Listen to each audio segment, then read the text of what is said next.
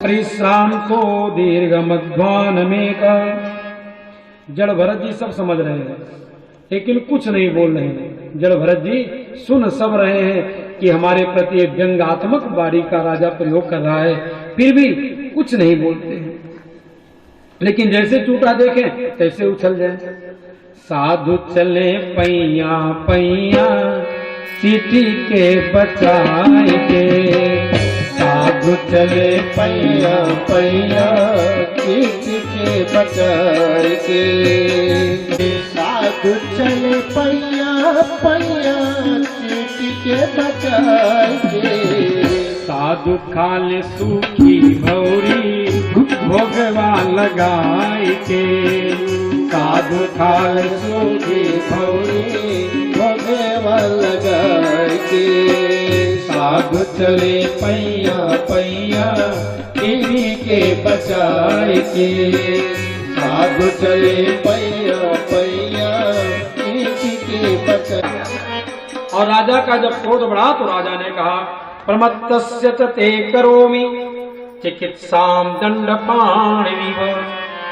राजा ने कहा अभी मैं तुम्हारी चिकित्सा करता हूँ।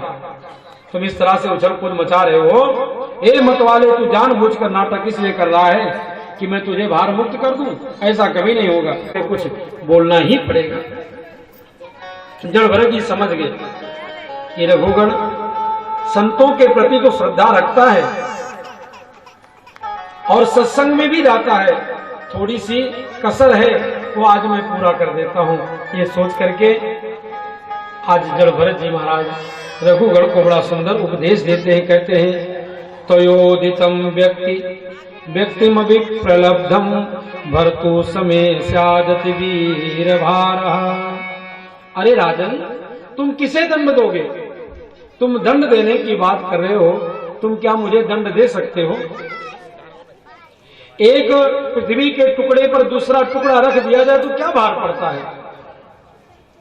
और इस तरह से कहा राजन, आपने कहा शरीर का धर्म है महाराज, ये सब देह का धर्म है, मुझ आत्मा में तो ये सब कोई भेद ही नहीं है। जायते अस्ते विपरिणमते अपेक्षीयते विनश्यति। जो शरीर क्रियाएं हैं वह देह में होती हैं। कहा महाराज, इसलिए मुझे ब्राह्मणों से बड़ा डर लगता है। आप बताएं आप कौन है, आपका परिचय क्या है? भरत जी ने कहा महाराज 100 घड़े रख दो, घड़े में जल भर दो और सूर्य की प्रतिबिंब तो सब में बराबर बराबर आएगी। राजन, जो तुम हो वही मैं हूं और जो मैं हूं वही तुम हो। कहा महाराज, आपने कहा कि मैं ना मोटा हूं, ना मैं पतला हूं, ना मैं लंबा हूं, ना मैं नाटा हूं, ना मैं गोरा हूं, ना मैं काला हूं, ना मैं जन्म लेता हूं, ना मैं मरता हूं। ये सब ठीक है। आपने कहा आपको सुख दुख भी प्रभावित नहीं करती, ये सब भी मैं मान लेता हूं। लेकिन महाराज, ये बात मेरे समझ में नहीं आती है। मान लो हमने चूल्हा में आग जला दिया और आग जलाकर उसके ऊपर बटना भक्त्या वासुदेव परायणः अधम धुन्वन्ति कास्मेय निहारामिव भास्करः। पहले तो प्रयास करो कि मुझसे कोई अपराध पाप न हो। अगर हो भी जाता है तो एक बार ये मन गोविंद के चरणों में लग जाता है तो सारे पाप, क्योंकि भगवान जन्म तक कथा होनी है, भगवान जन्म भी कराना है और पूरा सब तैयारी है जन्म की, इसलिए समास विधि में हम लोग कथा श्रवण करेंगे। सुखदेव जी महाराज कहते हैं परीक्षित, अजामिल बीमार पड़ा और दूरे क्रीडन का सक्तम पुत्रम नारायणा वयम। दूर खेलते हुए अपने बेटे नारायण को देखा तो आवाज लगाई। यमराज के दूतों को देख करके अजामिल घबरा गया, कहा नारायण बचाओ। जैसे कहा नारायण बचाओ, इतने में भगवान के पार्षद आ गए और भगवान के पार्षदों ने आकर के यमराज के दूतों को फटकार लगाई। यमराज के दूतों ने कहा महाराज ये बताओ, पहले इनका बेटा, इसने अपने बेटे को बुलाया, बेटे नारायण को। तो भगवान के पार्षदों ने कहा ये बताओ, पहले भगवान नारायण हुए कि पहले इनका बेटा नारायण हुआ? बोले नहीं, पहले भगवान नारायण हुए। तो बोले उन्हीं के नाम से ही तो इसका नाम नारायण रखा गया। इसलिए कोई कैसे भी भगवान का नाम ले, भाय कुभाय अनख आलस हूँ, नाम जपत मंगल दिस दस हूँ। चाहे भाव से नाम जपो अथवा कुभाव से नाम जपो, जैसे भी आप भगवान का नाम जपोगे आपका मंगल ही मंगल होगा। बोलिए आनंद कंद भगवान की जय। और यमराज के दूत तो वहां से चले गए और जाकर यमराज को बोले महाराज इस्तीफा ले लो। यमराज ने कहा क्यों? बोले उसने अपने बेटे नारायण को बुलाया। यमराज ने कहा चुप चुप चुप मत बोलना ये शब्द यहाँ, नहीं तो जितने नरक में पड़े हैं ना सब स्वर्ग पहुंच जाएंगे। इतनी बड़ी भगवान के नाम की महिमा। यमराज ने कहा द्वादश भागवत उन्हीं के आश्रय में अपना जीवन यापन करते हैं और बहुत सुंदर उपदेश दिया है। कहा स्वयंभो शंभो कुमारा कपिलो मनु। स्वयं कह सकते इस तरह से राम नाम की दक्ष प्रजापति के प्रसंग को बताया। उनके 11,000 पुत्रों के विरक्ति होने की भी कथा सुनाई। देवता लोगों के सभा में गुरु का अपमान हो गया। देवराज इंद्र ने बृहस्पति का अपमान किया, इसलिए बृहस्पति नाराज होकर चले गए। इंद्र ने दूसरा गुरु बना लिया जिसका नाम है विश्वरूप। विश्वरूप इंद्र का भी दिया हुआ सामग्री ग्रहण करते और राक्षसों के द्वारा भी जो मिलता वो भी खा लेते। इंद्र को गुस्सा आया और इंद्र ने क्या किया, अपने गुरु को ही मार डाला, विश्वरूप को। और जब विश्वरूप को मार डाला तो ब्रह्म हत्या लगी इंद्र को, और इंद्र ने उन ब्रह्म हत्या को, उसे भगवान का दर्शन मिल गया, उसके सारे पापों का शमन हो गया, वो भगवान का पार्षद बन गया। एक बार आकाश में विचरण करते हुए जा रहा था और माँ पार्वती को शिव जी के गोद में देखा बैठे हुए, तो उसके मन में दुर्भाव जगा और पार्वती जी ने उसे श्राप दे दिया, जिस कारण वह राक्षस बनकर आया। वृत्तासुर के रूप में जन्म लिया और वो मारा गया।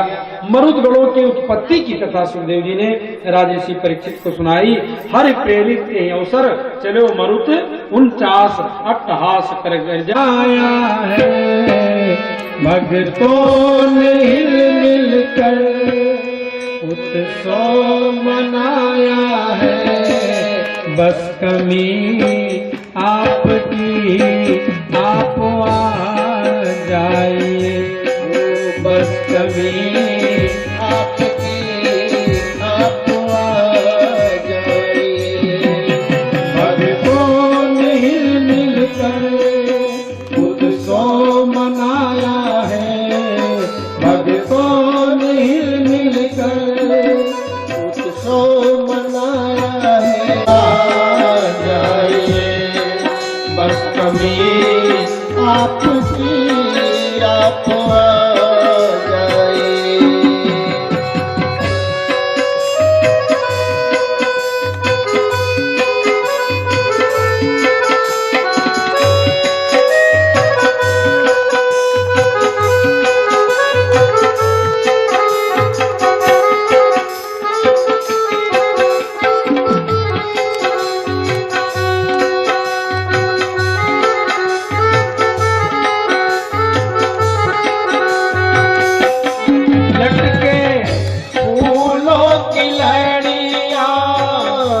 दरबार में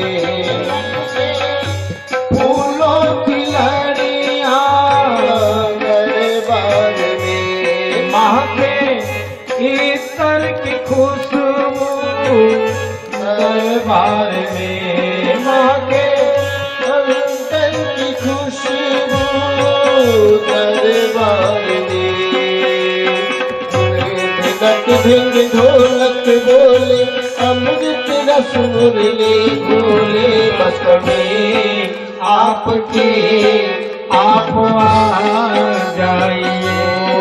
बस कमी आपकी आप आ जाइए।